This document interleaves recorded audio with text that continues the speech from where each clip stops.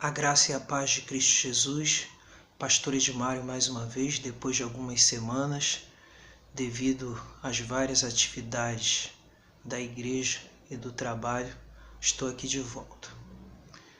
Mais uma vez com o convite para a leitura das Institutas de João Calvino. E dessa vez, esse é o primeiro de 3 vídeos que estarão sendo falados sobre o capítulo 13 do livro 1 das Institutas, versando sobre a Trindade. Devido ser um capítulo longo de aproximadamente 29 partes, estarei dividindo então em 3 partes esse assunto. Então, este capítulo tem por seguinte título: As Escrituras ensinam que a essência, ou seja, o ser de Deus é una e que contém 3 pessoas. Então as partes são as seguintes, segundo a versão Cipriano de Valera. Primeira, a essência de Deus é infinita. Segunda, Deus em 3 pessoas. Terceira, se pode empregar palavras estranhas às Escrituras? 4. Utilidade de certas palavras. 5. O sentido das palavras substância, consubstancial, essência, hipóstasis, em ordem nas distinções necessárias. Sexta parte. Distinção de propriedades, definição de pessoa, essência e subsistência. 7. Divindade do Verbo. 8. Eternidade do Verbo. 9. Testemunhos das Escrituras sobre a divindade de Cristo. Então, de uma maneira geral, esse capítulo é uma articulação com os termos teológicos relacionados à Trindade. E principalmente a preocupação de Calvino é uma preocupação de refutar os arianos e refutar os sabelianos.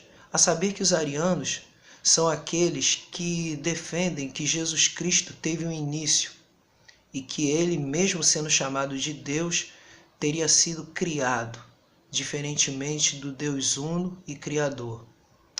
Já os sabelianos, ou modalistas, que nos dias de hoje são conhecidos como unicistas, eles defendem que as distinções Pai, Filho e Espírito Santo são apenas meros títulos e não distinções de fato da Santíssima Trindade.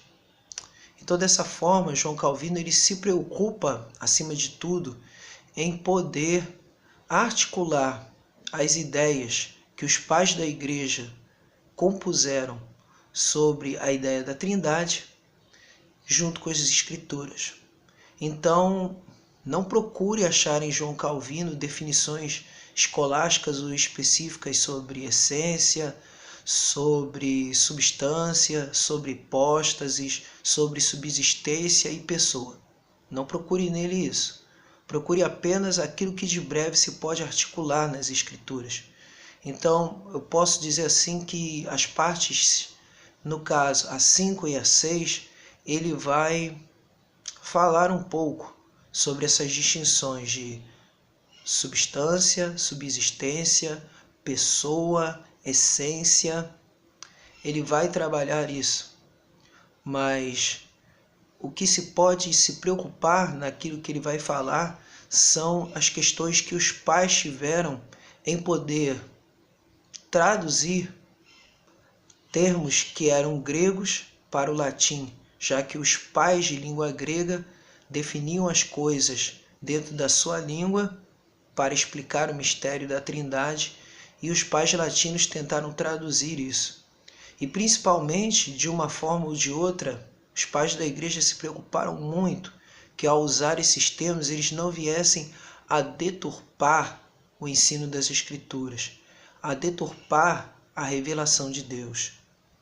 Principalmente, essa preocupação seria de ideia mesmo do coração deles, que era um coração reverente, um coração que não buscava, por soberbia, dizer que seriam eles os portadores por si mesmos da verdade, mas sim reproduzir a verdade conforme as Escrituras. Então, o que pode ser destacado aqui é que a ideia de essência e substância são a mesma. Então isso significa o seguinte, que a essência, que é aquilo que caracteriza o mais profundo do ser, ou aquilo que torna o ser diferente, ser único, então, nesse sentido, essência e substância são iguais. E hipóstases, que num momento pode dar a ideia de pessoas, né? Pode-se dar a ideia de subsistência. Então, subsistência é aquilo que se deriva ou caracteriza como algo individual dentro da essência, sendo que essência e subsistência não são iguais, mas ao mesmo tempo a subsistência ela não vai indicar individualidade ou separação de um indivíduo em sua existência, tá? Mas o que pode se destacar principalmente na definição que João Calvino quer dar a esses termos é a seguinte: de que Deus é um e é três pessoas. Ou seja, Deus ele tem uma essência e três subsistências. Uma essência, Deus, Pai, Filho e Espírito Santo, três subsistências. E aqui ele destaca de uma maneira muito importante aquilo que Tertuliano diz, que na Trindade há uma disposição em Deus ou uma ordem que não se troca nada na unidade de sua essência. Ou seja, aquilo que não se troca significa o seguinte: não há uma divisão, sempre há uma unidade entre as três pessoas.